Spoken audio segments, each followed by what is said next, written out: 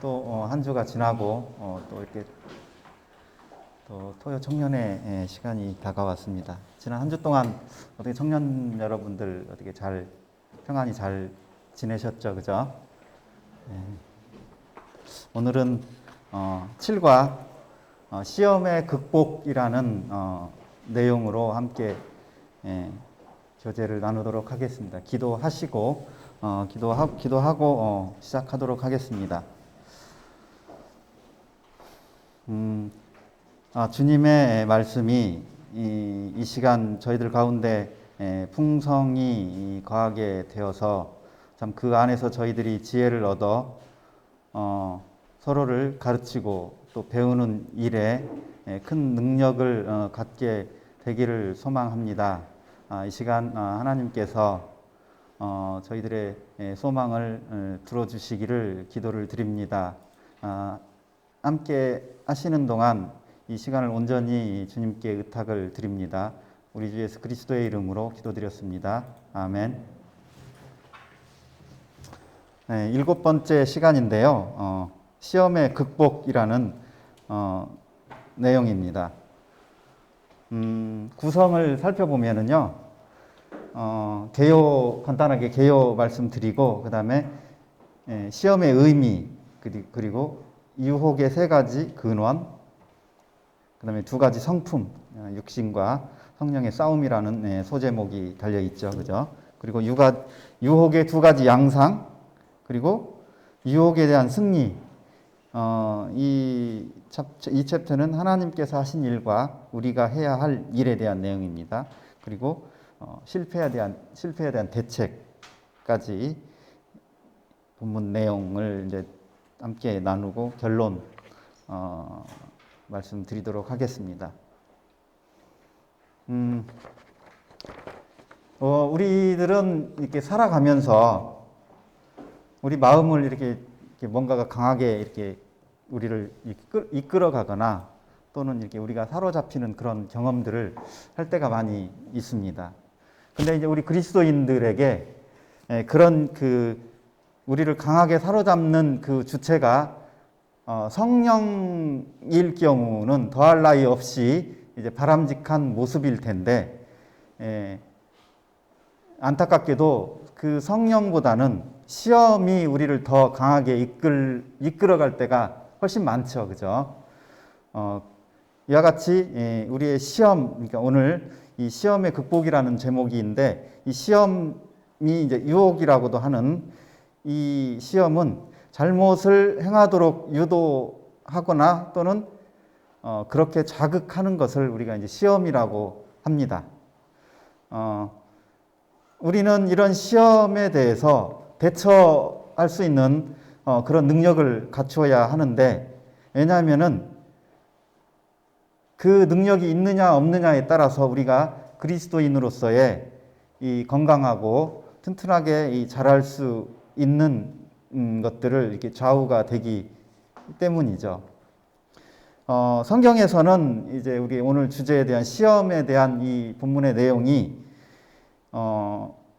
이제 시험의 의미에서 3가지를 이제 나눌 건데, 사실 우리말 해석은 거의 다 이 시험이라고 표기가 돼 있어요. 다.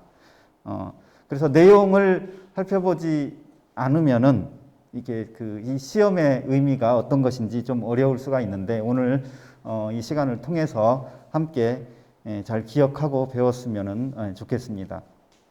시험에는 이제 통상적으로 3가지 의미가 있어요. 우리가 우리말 번역에 시험이라고 하는 이 의미는, 첫 번째는 시련이라는 의미를 가지고 있습니다. 혹은 입증이라고 해석할 수도 있는데, 이 시련은 하나님께서 우리에게 우리의 믿음이 어떠한지를 이렇게 실험한다는 의미에서의 시련입니다. 대표적인 이제 본문 말씀이 창세기 22장 1절에 보면은 하나님께서 아브라함에게 이삭을 이렇게 제물로 바치라고 이렇게 하시죠. 그것이 아브라함을 시험하기 위한 것이라고 성경에 그렇게 기록하고 있는데, 이때의 시험이 곧 하나님께서 아브라함의 믿음을 시험해 보고자 하는 그 테스트, 즉 시련입니다. 굉장히 이거는 성경에서 이렇게 좀 드물긴 한데 하나님께서 직접 사람에게 그런 시험을 하시는 이 장면이죠. 그리고 대부분은 하나님께서는 우리들의 삶에 어떤 어려움을 주거나 어떤 핍박 같은 것들을 통해서 그런 간접적인 방법을 통해서 우리들을 시험합니다. 그리고 두 번째는 도전이라는 의미를 가지고 있는 시험입니다. 이 부분은 반대로 시련은 하나님이 사람에게 던지는 거고 이 도전은 사람이 하나님께 던지는 거죠. 그러니까 하나님께 도전하는 거죠. 하나님을 격동한다고 하는데 이 격동은 이 하나님을 경노시킨다라는 뜻을 가지고 있습니다.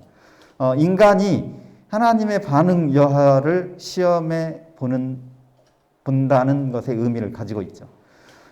대표적인 게 이제 뭐 구약에 보면은 광야에서 뭐 금송아지를 만들어서 우상을 섬긴다던가 어떤 그 무리바의 물 사건이라든가 그리고 뱀 사건이라든가 이런 그 광야에서 이스라엘 백성들이 하나님께 불순종한 여러 사건들을 가리켜서 이제 흔히 하나님께 도전한다라고 그렇게 성경에서는 표현하고 있습니다.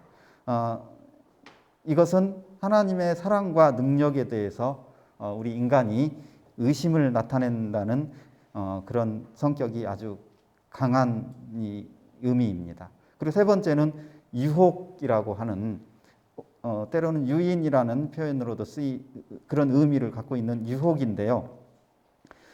이 유혹은 하나님이 보시기에 잘못된 일을 하도록 유도하고 이끌어가는 거죠. 누군가가 그죠? 근데 이 유혹은 대체적으로 대부분이 우리들 자신의 어떤 욕심에 끌려서 미혹된다라고 야고보서 1장 14절에 그렇게 말씀하고 있습니다. 성경에서 나타나고 있는 시험이라는 내용에 가장 일반적이고 보편적인 의미의 시험이 바로 이 유혹을 나타냅니다. 그리고 우리가 이 본과에서 다루고자 하는 내용은 전부 다 이 유혹의 의미를 가지고 있는 시험입니다. 그렇다면은 전부 다 이 시험이라고 표현되어 있는 이 말씀을 어떻게 분별을 해야 되는지 참 어려울 때가 있어요. 그래서 이제 오늘 이 본문에서 한 3가지 정도의 말씀을 예시로 한번 살펴보도록 하겠습니다. 첫 번째는 시편 139편 23절 말씀인데요. 하나님이여 나를 살피사 내 마음을 아시며 나를 시험하사 내 뜻을 아옵소서. 이때의 시험은 전후 내용을 이렇게 살펴보고 우리가 좀 고민을 해봤을 때 이것은 첫 번째 시련, 하나님께서 주시는 시련을 의미한다고 할 수가 있겠죠. 그죠? 자, 두 번째는 누가복음 4장 12절 말씀인데요. 예수께서 대답하여 이르시되 주 너의 하나님을 시험하지 말라 하였느니라. 이 말은 도전, 두 번째 시험의 의미인 도전을 의미하는 거죠. 그죠? 그리고 세 번째에서 마태복음 6장 13절 말씀인데 우리를 시험에 들게 하지 마시옵고 다만 악에서 구하시옵소서. 예수님께서 우리에게 기도하는 법을 가르쳐 주시는 그 내용인데 이때의 시험은 유혹을 나타냅니다. 유혹이라는 의미의 시험입니다. 이제 저희들이 이제 이번 공과를 이제 공부하고 나서 성경을 묵상하실 때 이 시험이라는 단어가 이 성경 본문에 나오면은 과연 이게 하나님께서 우리에게 주시는 시련을 의미하는 건지 아니면은 우리가 하나님께 도전하는 의미인 건지 아니면은 무엇인가가 우리를 죄에 빠뜨리기 위해서 하는 유혹인지를 잘 생각하시면서 성경을 읽으시면은 좋겠습니다.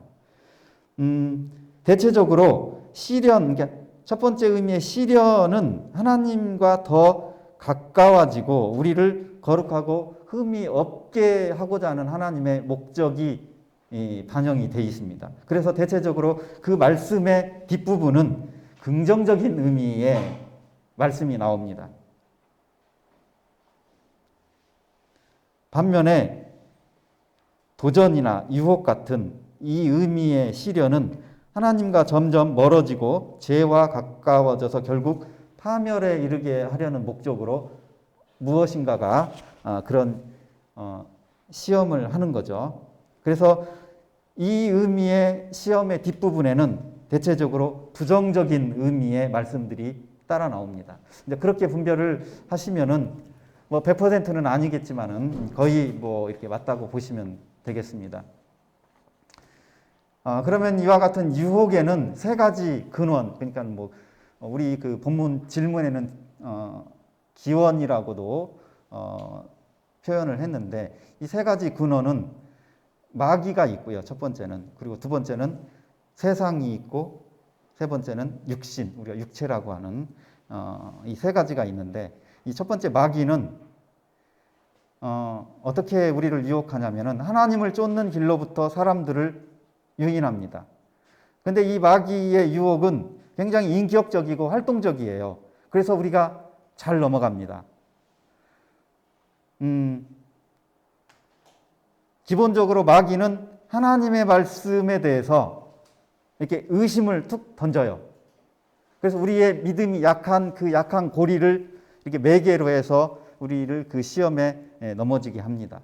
창세기 3장 1절에 보면은 뱀이 여자에게 물어 이르되 하나님이 참으로 너희에게 동산 모든 나무 열매를 먹지 말라고 하시더냐. 이 참으로라는 말을 사용함으로써 하와가 그랬나 하고 살짝 이렇게 넘어가게 유혹을 하는 거죠. 이제 이런 방법으로 사단은 유혹을 합니다. 그래서 사람을 육체적으로, 정신적으로, 영적으로 이렇게 압박하는 방법을 쓰고 결과적으로 우리들에게 그 영혼을 잃게 하는 그런 영향을 미칩니다. 자, 두 번째의 유혹의 근원은 세상입니다. 이 세상은 하나님을 저버리고 세상이라는 자기 영역으로 들어오도록 유도를 합니다. 이게 좀 애매한데 어떤 불경건하고 유혹적인 영향력들이라고 하면은 조금 더 구체적인 세상의 표현입니다. 예를 들면은 어떤 이 세상에 존재하는 어떤 악한 무리들, 어떤 조직이죠, 그죠? 조직이나 그런 무리들 또는 문화, 환경, 제도 이런 것들이 잘 사용되어질 때는 우리에게 유혹의 근원이 되지 않지만은 뭔가 잘못되게 그런 그 긍정적인 의미 속에 교묘하게 숨어져 있게 해서 우리를 유혹을 합니다. 우리가 흔히 뭐 지구라든가 어떤 그 자연계 있죠. 피조물, 하나님께서 창조하신 그 피조물 또는 그 안에 살고 있는 거민, 그러니까는 뭐 백성이나 그런 의미로 우리가 세상이라는 말을 쓰잖아요. 그죠? 그런 의미의 세상은 이 본문에 있는 우리를 유혹하는 세상하고는 좀 다른 세상입니다. 우리는 이 세상에 살고 있잖아요. 그죠? 그죠? 그때의 세상은 지구 또는 그 살고 있는 어떤 공간을 의미하죠. 그죠? 그렇지만은 우리는 그렇게 세상에서 살고 있다는 의미에서 세상 안에 있다고 하지만은 실제 신자는 세상 속에 속하지 않는다고. 그러니까 동화되지 않는다는 표현이 더 맞겠는데 그렇게 세상에 속하지 않고 성경은 오히려 거듭난 사람들은 세상을 이겼노라고 그렇게 요한 1서 5장 4절에서 그렇게 선포하고 있습니다. 세 번째 유혹의 근원은 육신입니다. 우리가 육체라고도 말하고 있는데요. 성경에서는 보통 이 육신이라는 의미가 세 가지가 있는데 하나는 인류 전체를 말할 때 이 육신이라고 표현을 하고요. 그리고 우리 인간의 몸, 이런 피지컬 있죠. 물리적인 이 몸을 얘기할 때도 육신이라고 하죠. 그리고 마지막 세 번째는 하나님이 정하신 적절한 한계를 벗어난 어떤 탐심이나 정욕, 이것을 육신이라고 하는데, 이 유혹의 근원이 되는 육신은 바로 이 세 번째 의미, 즉 탐심이나 식욕 같은 것을 의미하는 이 육신입니다.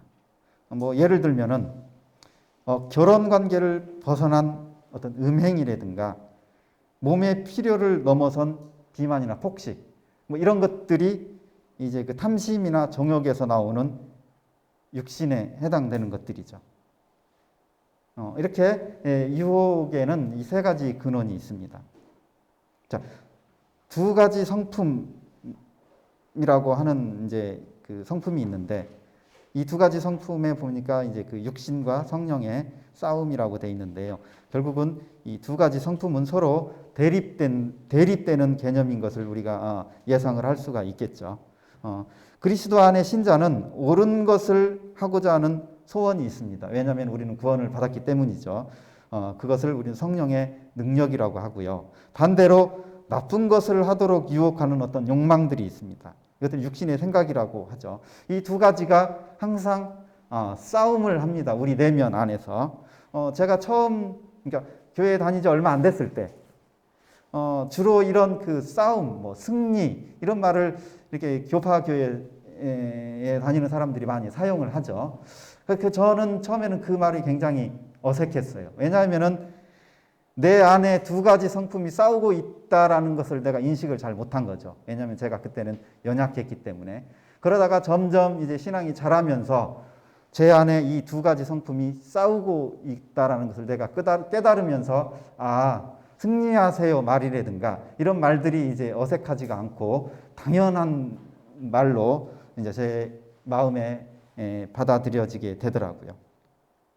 그 첫 번째 성품은 본성이라고 하는 것입니다. 옛 성품이라고 하죠. 그러니까 어떤 것을 행하려 하는 경향이나 기호, 성격 혹은 능력 이런 것을 본성이라고 하는데, 이게 부정적인 의미의 이런 성격들을 나타냅니다.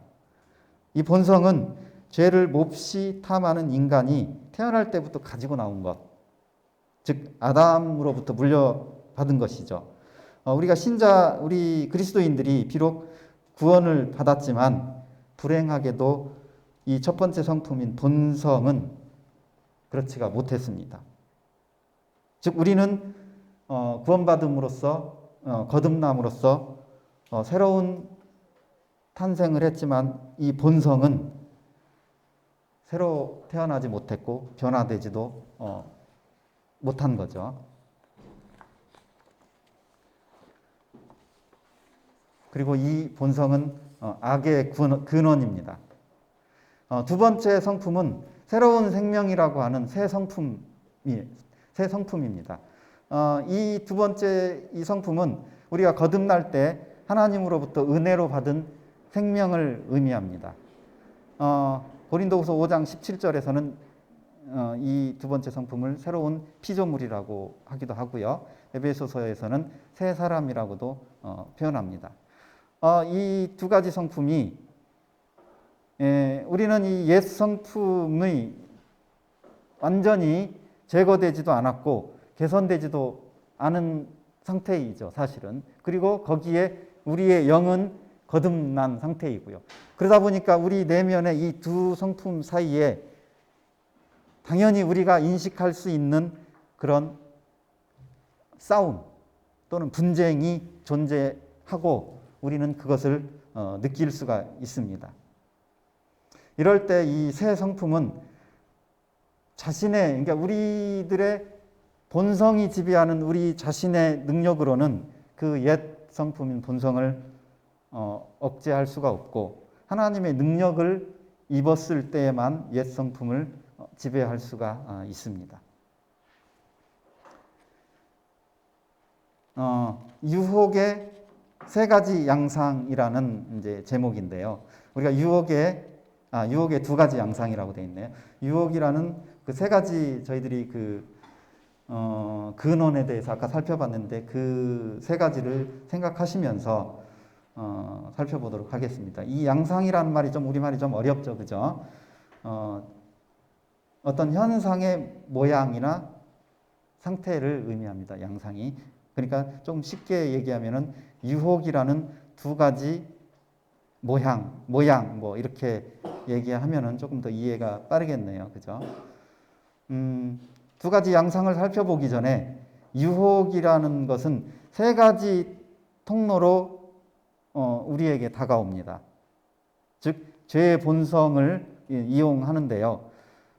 요한일서 2장 16절에 이 세상에 있는 모든 것이 육신의 정욕과 안목의 정욕과 이생의 자랑이니 다 아버지께로부터 온 것이 아니요 세상으로부터 온 것이라 라는 말씀이 있는데요. 여기에 육신의 정욕, 안목의 정욕, 이생의 자랑 이 세 가지가 나오잖아요.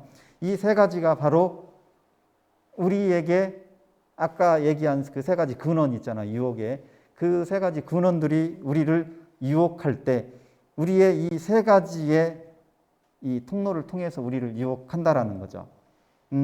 육신의 정욕은 우리의 악한 본성 안에서 작용하는 어떤 감각적인 육욕을 의미하고요.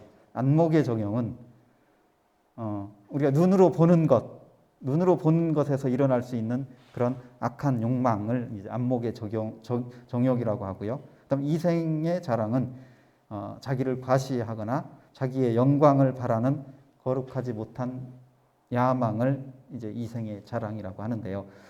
이렇게 이 세 가지 통로를 통해서 우리를 유혹을 합니다.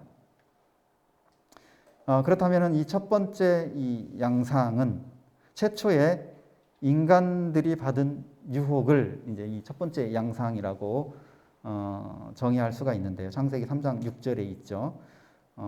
이 사단이 이 동산 중앙에 있는 열매를 먹지 말라고 했는데 하나님께서 그것을 하와의 눈앞에 제시했을 때 우리 인간이 어떻게 반응했는지 그게 이제 그 유혹에 대한 하나의 어떤 모양입니다. 먹음직도 하고 이것은 육신의 정욕이죠. 아까 그 세 가지 그 육신에서 잠깐 살펴봤죠, 그죠? 그다음에 보암직도 하고 이것은 안목의 정욕을 의미합니다. 눈으로 보는 것으로 생기는 욕망이죠. 그리고 지혜롭게 할 만큼 탐스럽게 했다. 지혜롭게 한다라는 이 말이, 그러니까 하와가 그 열매를 보았을 때, 저걸 먹으면은 지혜롭게 될 수가 있겠구나 하는 생각이 들었다라는 거잖아요. 이것은 인간의 이생의 자랑을 이게 유발하는 그런 유혹이죠. 그리고 이제 두 번째의 모양, 즉 유혹의 두 번째 모양은 예수님이 받은 시험에서 나타납니다. 세례 요한으로부터 세례를 받으시고 공생의 사역을 시작하기 전에 40일 동안에 이제 우리 주님께서 금식을 하셨잖아요. 그 금식하신 주님께 이제 사단이 유혹하죠. 그때의 반응입니다. 첫 번째 사단이 돌로 떡을 만들어 먹으라는 그런 유혹을 하죠.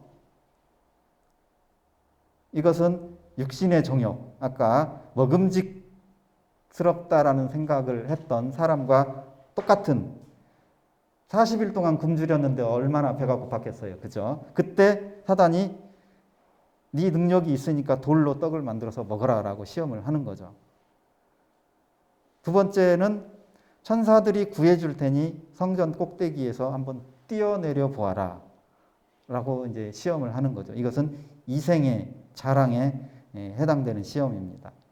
세 번째는 사단에게 경배를 하면은, 즉 자기에게 경배하면은 그 보상으로 세상에 있는 그 모든 영광을 주겠다고 사단이 예수님께 시험을 하죠. 이것은 안목의 정욕에 호소하는 시험입니다. 대체로 이 두 양상에 대한 시험의 내용은 비슷하죠, 그죠? 그런데 그 결과는 전혀 반대입니다. 그 시험에 대해서 사람은 넘어갔죠, 그죠? 넘어가서 죄의 근원이 됐지만은 우리 주님은 하나님의 말씀으로 그 유혹을 이기셨습니다. 이것이 이 유혹에 대한 두 가지 이 양상입니다. 이 챕터가 의미하는 것은 사람은 유혹에 넘어갈 수가 있지만은 우리 주님은 유혹을 이기신다는 그런 의미가 있습니다. 유혹에 대한 이러한 유혹에 대한 승리라는 이 제목인데요. 하나님께서 이루신 일을 다루고 있습니다. 2000년 전에 이미 사실 예수 그리스도께서는 십자가에서의 그 죽음을 통해서 사실은 유혹에 대한 승리를 이미 이루셨습니다. 그 일이 이제 우리의 승리를 위한 기초가 되신 거죠. 사실 이미 2000년 전에 유혹에 대한 승리는 이루어진 것입니다. 그때의 그 승리하신 의미가 첫 번째가 이제 그 사단의 패배를 의미합니다. 우리들은 원래 이 혈과 육에 속한 자들이잖아요. 그죠? 근데 예수님께서 그 혈과 육의 모습으로 오신 이유가 그 혈과 육의 모습을 가지고 십자가에서 이 죽음을 통해서 이 죽음의 세력을 잡은 자, 곧 마귀를 멸망시키기 위한 의미가 있습니다. 히브리서 2장 14절 말씀이죠. 사단은 사람의 유혹, 사람을 유혹하고 사람을 통해서 죽음의 세력을 잡고 있는데 주님께서는 사람, 즉 혈과 육을 지니시고 죽으심으로써 사단을 멸하셨습니다.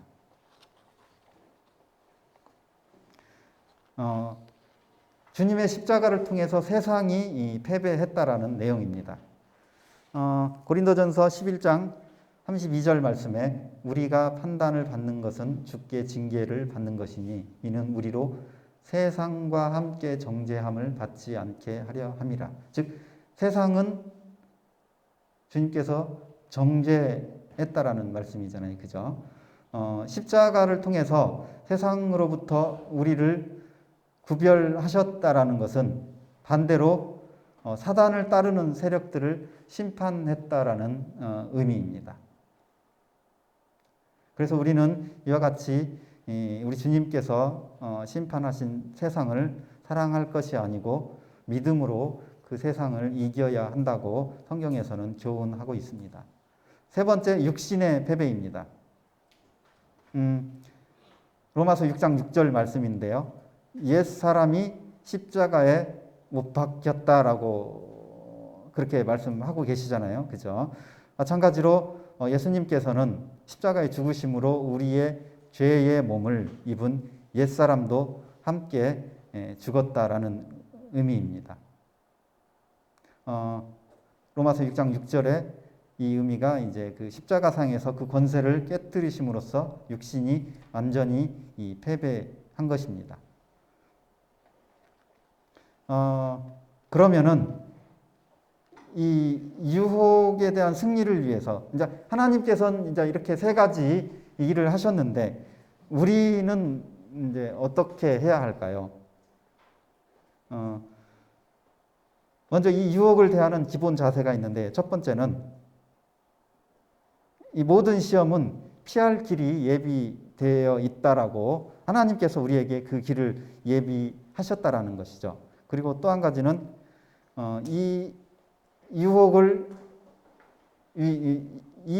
이겨내기 위해서 우리는 기도로서 대비를 해야 하는 거고, 그리고 절제가 필요한 거고, 그리고 이것을 이 유혹을 이길 때 우리 자신을 의지하지 말라는 이런 기본적인 자세가 우리에게는 있어야 합니다.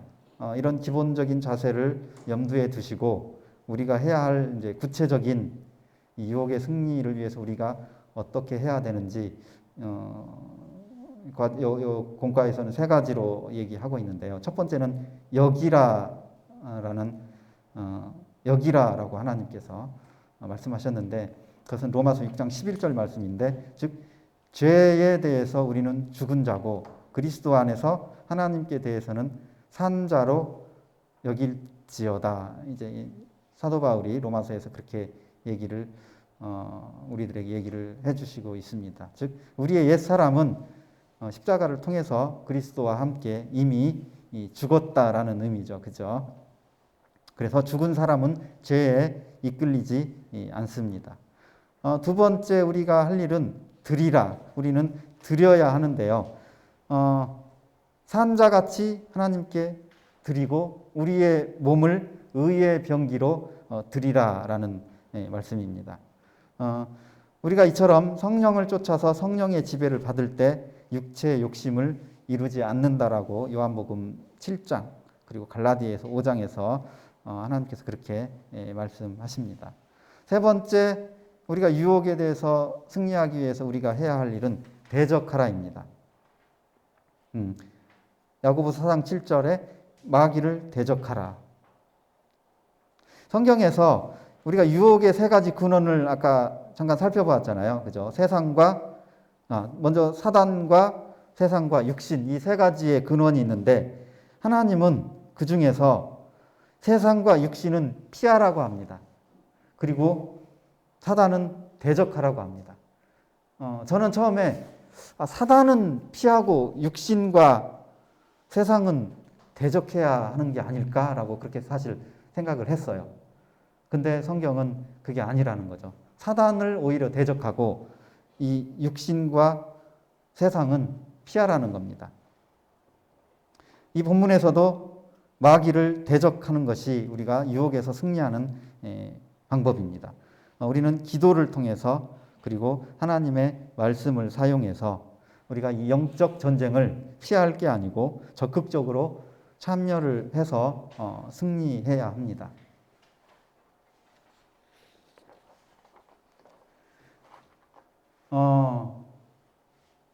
안타깝지만 우리를 그렇게 우리를 강하게 우리가 이제 어떤 뭔가에 강하게 이끌릴 때 그게 성령이면은 더할 나위 없이 좋을 텐데 대부분은 그게 이제 그 시험이라는 거라고 말씀을 드렸잖아요. 그죠? 그러다 보니까 우리가 실패할 때가 있겠죠. 그죠? 뭐 이를테면 유혹이 너무나 강력했다든가 또는 우리가 연약했다든가 또는 우리가 하나님이 아닌 우리 자신을 의지했다든가 뭐 어쨌든 여러 가지 이유 때문에 우리는 실패할 수도 있습니다. 그렇지만은 그 실패할 때 그러면 우리는 어떤 대책을 가지고 있나요? 그죠? 이거는 유혹에 대해서 승리하기 위해서 우리가 해야 할 일하고는 또 다른 의미의 우리의 대책입니다. 즉 뭔가 실패를 경험했을 때, 그러니까 결과적으로 뭔가 안 좋은 우리의 삶을 경험했을 때에 우리는 어떻게 할 것인가에 대한 그런 내용에 초점이 맞춰져 있습니다. 첫 번째는 그리스도의 도우심을 구하라는 겁니다. 예수님께서는 십자가에서 이미 우리의 과거와 현재와 미래에 걸친 우리 모든 죄를 위해서 죽으셨고 이미 십자가에서 우리의 죄 문제를 해결을 하신 분입니다. 그리고 그분은 우리가 죄를 범할 때 아버지 앞에서 우리의 처지를 대변하시는 우리의 변호자입니다. 우리가 실패했을 때 이러한 예수님의 도우심을 구하는 방법이 실패에 대한 한 가지의 우리의 대책입니다. 자, 두 번째는 자백하라입니다. 요한일서 1장 9절에 우리가 자백하면은 우리 죄를 사하시며 그리고 우리를 깨끗하게 하실 것이요 라고 그렇게 말씀하고 계시잖아요. 그죠? 우리가 이 성경의 말씀에 순종해서 우리 죄를 자백한다라는 말은 우리가 행한 일이 잘못이라는 점에 대해서 하나님과 같은 생각을 하고 있다는 의미예요. 예를 들어서 우리가 우리 죄에서 하나님 앞에 기도로 이렇게 잘못을 내려놨다라는 얘기는 우리가 성경을 통해서 하나님이 그러한 우리의 행동에 대해서 그것이 잘못이다라고 하나님께서 이미 그렇게 평가를 하신 것에 대해서 우리도 동의한다라는 의미이죠. 그죠? 그렇기 때문에 하나님께서는 그 모습을 보시고 우리를 용서하시고 우리를 깨끗하게 하신다는 겁니다. 그리고 세 번째는 하나님께 용서를 구하라입니다. 이사야 43장 25절에 보면은 나 곧 나는 나를 위하여 네 허물을 도말하는 자니 네 죄를 기억하지 아니하리라. 하나님께서 물론 이건 두 번째 자백이라는 우리의 그 대책하고 연결되는 부분인데 우리가 자백했을 때 하나님은 우리 죄를 기억하지 않으신다라고 성경을 통해서 우리에게 약속을 하셨습니다. 이미. 그래서 하나님의 이 완전한 용서와 이 사하심을 믿음으로 이 받아들이는 것, 그것이 바로 우리가 하나님께 용서를 구하는 행위입니다. 이와 같이 우리가 유혹에 대해서 하나님께서 우리를 위해서 이루신 이미 이루신 일과 그리고 우리가 해야 할 일들을 통해서 이 유혹에 대해서 이겨내야 하는 게 마땅한데 그럼에도 불구하고 혹 우리가 어떤 이유들을 통해서 실패할 경우에는 이 세 가지 물론 이제 뭐 더 많은 개인적으로 묵상을 통해서 다른 대책이 있겠죠, 그죠? 오늘 이 본문에서는 그리스도의 도우심을 구하라, 그리고 하나님께 자백하라, 그리고 하나님의 용서를 구하라. 우리가 이러한 말씀에 순종해야 할 것 같습니다. 결론을 내리도록 하겠습니다. 우리는 살아가면서 비록 구원받은 성도이지만은 사단과 그리고 세상과 그리고 육신의 이 세 가지 이 시험들을 항상 직면합니다. 그리고 하나님께서는 우리를 빛 가운데서 행하라고, 그리고 승리의 생활을 하라고, 그리고 열매를 풍성히 맺으라고, 그리고 우리의 변화된 삶을 드러내라고 우리를 이 과거의 어둠 가운데서 불러내셨습니다. 그래서 우리는 이러한 그리스도를 아는 그 향기를 드러내야 하는 삶을 살아야 합니다. 오늘 본문을 통해서 이 도전들을 물리칠 수 있는 네 가지 이 원동력이 있습니다. 성경 말씀에는 이 네 가지 원동력이 있는데 첫 번째는 우리 안에 살아계신 성령이 첫 번째 원동력입니다. 두 번째는 우리를 위해 중재하시는 그리스도 자신이 그 원동력이고요. 세 번째는 우리를 양육시키고 그리고 우리를 위해서 싸우시는 하나님의 말씀이 우리가 도전을 물리칠 수 있는 원동력입니다. 마지막으로는 우리를 위해서 하나님께 나아가는 통로가 되는 기도, 그 기도가 그 원동력이 됩니다. 이 네 가지 원동력을 저희들이 기억하시면서 삶을 살기를 바랍니다.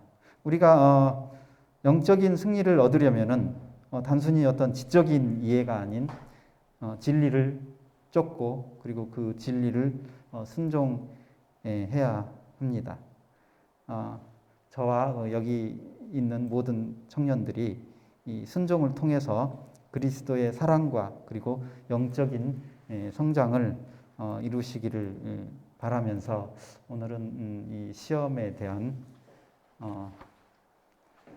본문의 내용을 마치도록 하겠습니다. 기도하고 마치겠습니다.